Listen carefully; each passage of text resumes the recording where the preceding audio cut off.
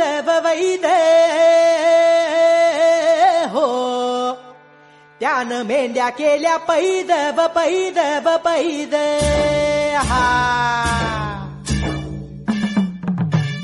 रुद्राचा अवतार थोर ह्यो राहतो आत्मापुरा, उधळूनी भंडारा हा ज्ञान गंगेची अमृतधारा.